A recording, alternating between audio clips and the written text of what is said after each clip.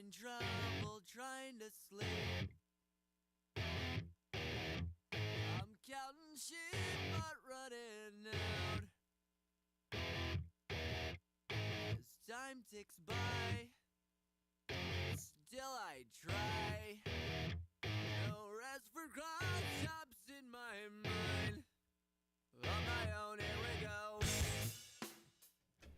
Good morning, ladies and gentlemen. It is Monday, April 28th, and this is episode 12 of the Before the Buzzer Morning Show here on 88.7 KWDM The Point. We got Noah Seaver here, Ian Nelson, I'm Britton Morrow, and the NFL Draft, every round wrapped up this past weekend. We're going to give a full recap, also give some of our hot takes, and just kind of look at these NFL rosters now that they're fully shaped for the upcoming season. And then we're also going to get to the NBA playoffs. We've had some huge updates and developments since our last show on Friday. But let's get to the NFL draft. And Noah, let's start with, I think, probably the largest story. It was Shedeur Sanders and his fall. Yeah, I don't even know if I'd call it a fall at this point. It was more just face planted right into the ground and just kept tumbling down a hill over the weekend. He goes in the 5th round at 144 to the Cleveland Browns, who had already drafted a quarterback before him too, and Dillon Gabriel from Oregon. So, I mean, I think it was they were trying to make it be the biggest story of the draft. I think it probably is. And you know, I said it when we were here on Friday. I wouldn't be surprised if he doesn't go, you know, in that second round, and he didn't, and he kept falling, and then I really thought that he may never get picked, and he eventually did get picked up. But yeah, just really surprising stuff. And you've heard a lot of people talk about when it gets to be like this bad, it's more off the field stuff than your actual on the field play, and I think that's true and probably the case for Shedeur here. Yeah, I mean, if you look at reports, quotes from the Browns GM, it was mainly from what he thought from the coach's talking point and just around the league. It was mainly the fact that he didn't have a great process going into the draft. It was the interviews didn't impress many people. It didn't rub people the right way, saying that's what they wanted. And if you look at all the teams that did pick up quarterbacks in that second, third, fourth round before Shedeur, they all liked those guys better. The Giants with Jackson Dart, and the Browns with Dillon Gabriel. And then what I think really shocked me the most was the fact that the Browns it seemed like the Browns never wanted Shedeur because GM, like I mentioned, said in an interview that they picked up Shedeur mainly because he was the best bang for their buck in that 5th round pick because all their other decisions got picked. And I think that's just, for Shedeur, it's not where you want to be with the Browns organization with one of the most quarterbacks in any quarterback room in the league. They have like Flacco, Pickett, Gabriel, now Shedeur Sanders, and potentially Deshaun Watson, depending on what they continue to do with him.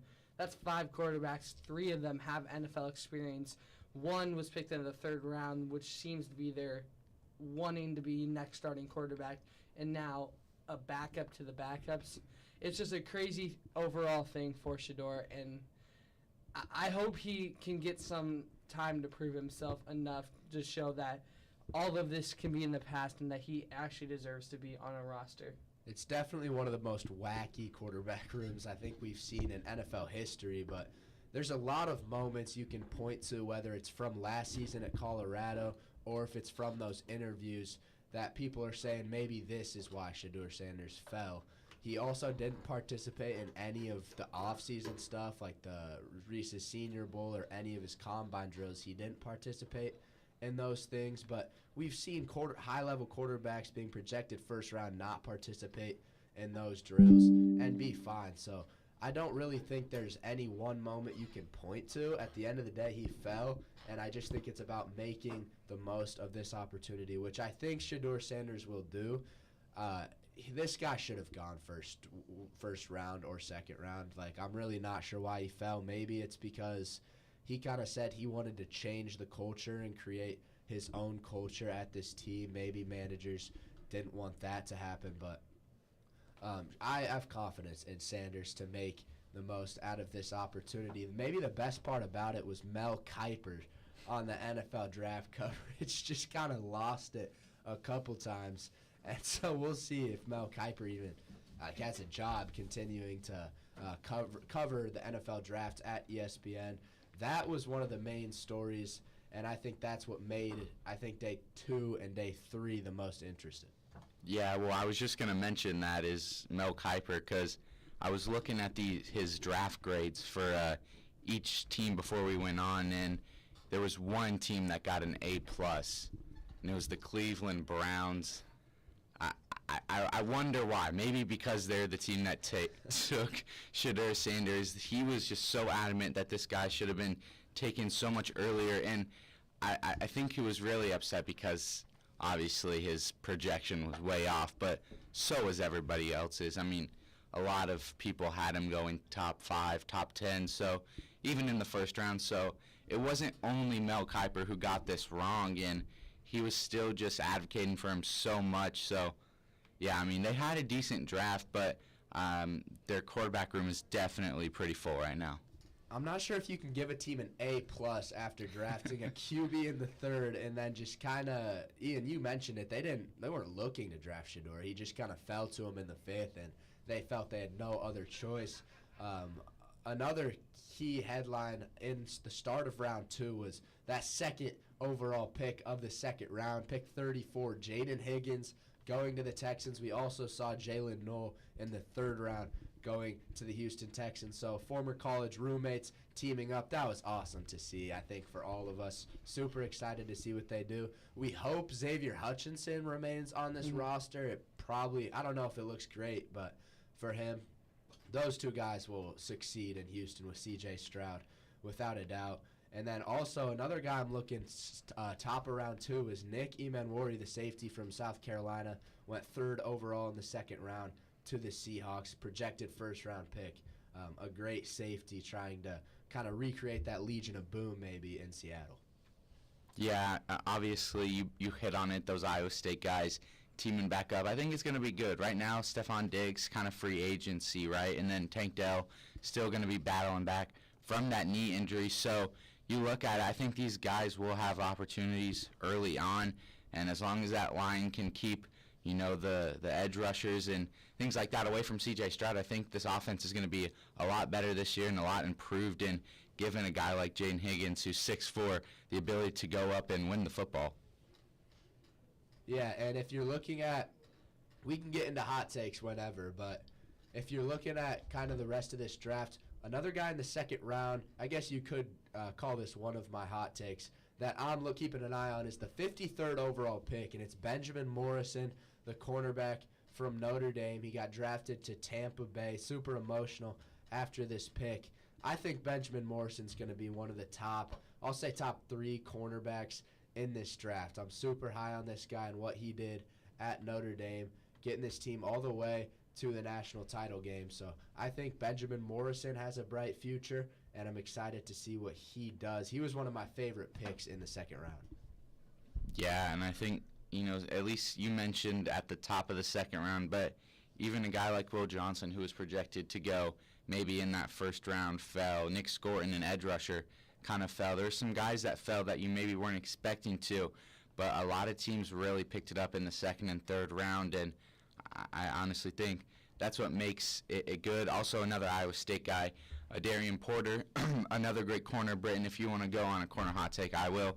With Darian Porter, he's 6'3". He has great length and size for a corner in the NFL. I think he can match up well with this Raiders defense. So give him time. I think, wherever he's playing, if he has to, do time on special teams first, he can make impacts on special teams. So I think this is going to turn out to be a really solid pick, and even in the third round for the Raiders. Yeah, I think there was a lot of good picks, and that's going to lead into my hot take. Y'all are going to clown me on it because you're going to call me a homer, but I think the Bears had one of the best drafts out of all the teams. I know if you look at Mel Kiper's draft grades, they put him at a B+, but if you overlook the fact that they picked the tight end in the first round, which was a need going into the draft, and you look at their coaching staff, Ben Johnson from the Lions, that's what he ran with the Lions as the offensive coordinator. He ran like that 5 personnel, the 3 wide receivers, 2 tight ends, plus the quarterback and running back. That was their bread and butter alongside the 2 running backs. They picked up a decent running back in the 7th round with Kyle Monagai. I don't know. Oh, my God. Ian. That is one reason why I won't completely disagree. Kyle Monagai at Rutgers was one of my favorite running backs in the country the last couple of years. I wouldn't be surprised if he makes somewhat of an impact. I think it was a really good pickup. I think it was kind of a 7th round steal. He could have gone really early in that 6th round. I could have said maybe even a little better, but then you look at what I think was the 2nd round, which is one. They had 3 picks in that round. They picked up offensive tackle Ozzie Trapillo from Boston College. That was a really big need. They need that offensive tackle help. They needed some D-tackle help. Shamar Turner, Texas A&M.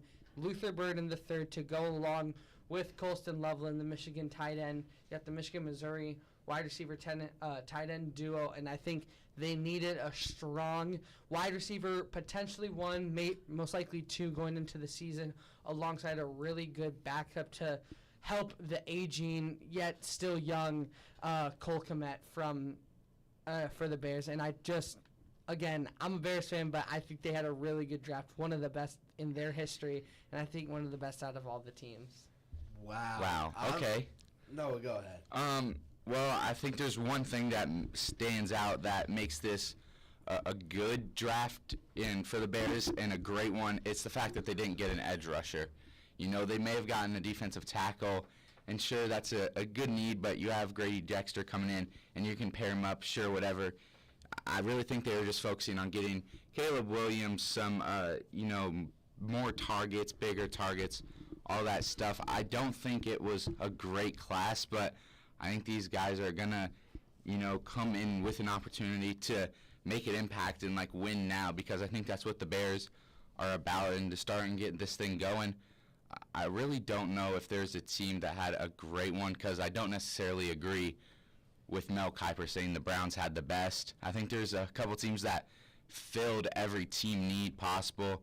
And so, when you have a lot of picks, that's definitely something you can do. I think Mike Green, a guy who's an edge rusher out of Marshall, who got picked up in the 2nd round by the Ravens, someone that was kind of projected late 1st round, early 2nd. I think he's going to be able to pair up on that Ravens defense, and I think they're going to be a great defense in the league again. Yeah, and they got Malachi Starks as well. And then you look at what the Eagles did. They got Jahad Campbell at the end of the 1st, and then Andrew Makuba, the safety from Texas, who was one of the best safeties in football last year. So how about the Eagles? They always they're picking last in both these rounds and get 2 very talented SEC defensive prospects. So the rich kind of get richer there for both, I think, Baltimore and Philadelphia. Ian, I think a lot of that Chicago draft depends on if Ozzie Trapilo can actually be a starting tackle, because you could look at it where they went 2 pass catchers the first 2 rounds. Maybe that wasn't their biggest need, and then maybe they reached on a tackle in round 2 with Ozzie Trapilo. At the end of the day, we don't know how that's going to pan out. So we'll see how the BC tackle pans out. I also think, I'm going to stick to being a homer, Ian. I think the Falcons, value-wise, had a great draft. They're not getting amazing grades from a lot of people because of that trade. At the end of the first round, they gave up their first-round pick for next year to move into pick 26. But I think they filled their needs defensively. 2 edge rushers in the first with Jalen Walker and James Pierce Jr. And then 2 safeties, Xavier Watts from Notre Dame, I was very high on, and Billy Bowman Jr. from Oklahoma. He had like 12 picks in his college career, 4-year starter. So I'm very high on those 4 guys. I think the Falcons had a good draft filling some of their needs defensively. Guys, I want to hear your thoughts. What do you think went into the minds of the Eagles drafting a quarterback, Kyle McCord? Because you see a lot of these teams who don't have as strong of a quarterback as Jalen Hurts with the Eagles, and yet they didn't pick up a backup quarterback. Like, I'm thinking your Falcons, Britton. They didn't draft a quarterback, and yet Philly, they did. It was a 6th-round pick, but why do you think they needed that? Well, I think McCord, first of all, I think he's very pro-ready because he's played 4 or 5 years in college, and you saw what he did at Syracuse last year, leading the nation in passing yards. I think he's just a guy, they lost Pickett, that can come in and be that instant backup quarterback that if something were to happen to Jalen Hurts, because he's your franchise guy, you're not looking to replace him at all. If something were to happen, maybe we wouldn't see so much of a fall-off with this rookie as your backup. So I think that's just a kind of safety pick in the 6th round. Yeah, I think they're just looking to replace Kenny Pickett, and you found good value in Kyle McCord in that round. So it's a good pickup, and it's someone that can be a backup and maybe grow and develop under Jalen Hurts. Ian, what was your thoughts on that pick? That's why I asked. I mean, I think hearing it, yeah, it's a good safety pick. And I think it's when you get down into those 6th, 7th round picks, you don't know as much as some of those 1st, 2nd rounds, just because they might have been a not as like media heavy guy. And Kyle McCord was, because he did some outstanding stuff, but you have to get a pick based on what's the best for your value, for your draft value. Who's going to be a guy that even if he doesn't start on your team, you can maybe get some value out in the next year or 2. And I think that's what the Browns did for Shedeur, and I think for Kyle McCord, they have a really good quarterback room and just program that they can get him up. And even if Jalen Hurts will play for another 7 years, they can maybe send him to a team that actually will need him in the next 2-3 years. But I think I don't hate the pick, but I just wanted to get your guys' thoughts. Yeah, speaking on late picks in the draft, I actually think in the 7th round we saw some potentially valuable selections at skilled positions. And all of these guys succeeded a lot in college. The Seahawks took Damian Martinez, running back from Miami. We saw Brashard Smith, the running back from SMU, go to the Chiefs. We've already talked about that Manan guy pick to the Bears. LaQuint Allen from Syracuse, he was great last year, to Jacksonville. And then you also saw Caleb Lohner, which, if you guys remember, this guy played both football and basketball at Utah last year. He also played basketball at Baylor and BYU previously. So I remember him from being a college basketball player. Now he's getting drafted into the NFL. That was pretty cool. And then, so I think in the 7th round, you saw a lot of guys. Also saw Luke Leachy from Iowa, the tight end, get drafted in there. The 7th round had some interesting selections. I think a couple of those guys will pan out and get some touches this year. Yeah, okay, so another 7th round guy was Quinn Ewers going to Miami. So the 7th round guy that I liked to pick like the most, I guess, probably Tez Johnson out of Oregon. I think it's good receiver. But I wanted to get your thoughts on Quinn Ewers being taken that late. And I know there's been a lot of talk about should he have gone into the transfer portal, he probably would have gotten paid Not quite as much as Carson Beck, obviously, who went to Miami, but there was a chance that there was teams looking for a starting quarterback that he could have got $6, $7, $8 million to play another year in college and then go into the NFL draft looking to be a first or second round guy. Yeah, and the answer is yes for me, Noah. I don't think this guy is quite pro ready, and I think it was clear that NFL general managers didn't see him that way either since he fell to the 7th. I think if he could have, not only if getting obviously $8 million is worth it, but also another year of college to show NFL teams that you are this good. He could have climbed next year into those middle rounds for sure and avoided being a 7th round pick, but we'll see what he does in Miami.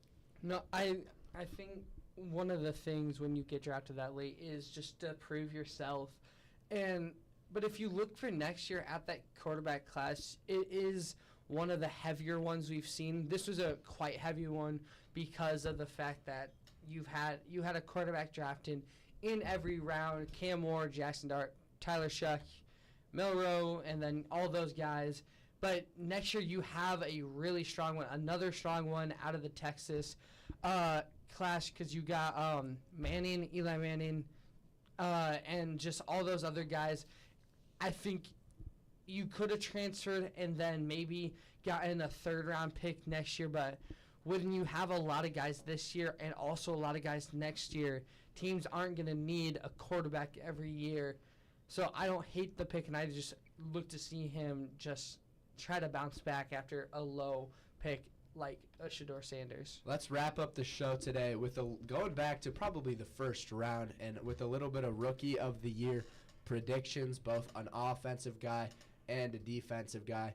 For the defensive Rookie of the Year, I want to go Abdul Carter. I'm just worried that the Giants have so much talent on that defensive line that maybe Abdul Carter's not going to have the stats that some of these other guys will. I think he's the most talented defensive player in the draft, but I'll go for Defensive Player of the Year. I'll just go with the next guy and go with Mason Graham in Cleveland. I think that's a safe pick. And then Offensive Player of the Year, hard not to go Cam Ward. If I'm picking someone other than him, Ashton Genty could put up some phenomenal numbers in his first year in Las Vegas. He should be getting a lot of touches from head coach Pete Carroll. Yeah, I like the Ashton Genty and Cam Ward pick. I think either one will do some great things. And you even out of a Tetairoa McMillan guy for the Panthers, just because he'll be the main option for Bryce Young in that organization. I'm going for the defense. It's hard not to pick Abdul Carter or Mason Graham, but I think another defensive guy that I really liked coming into this draft that actually comes from your Atlanta Falcons, Britton, Jalen Walker, linebacker. I think he's going to do some really good things with that program. He'll be an immediate starter. And if he can create some havoc on that defensive unit, I think he will be really high pick for the Falcons. So give me Jalen Walker, Georgia linebacker. I mean, for my defense, I'm going to go Jahad Campbell. I don't know how we're still letting the Eagles get all this great defensive talent. I think he'll turn out to be a solid linebacker for the Eagles, but I'm just going to go so random here on Offensive Rookie of the Year, and it probably will not happen, but I'm going to take a wide receiver from the Chargers, Trey Harris, out of Ole Miss.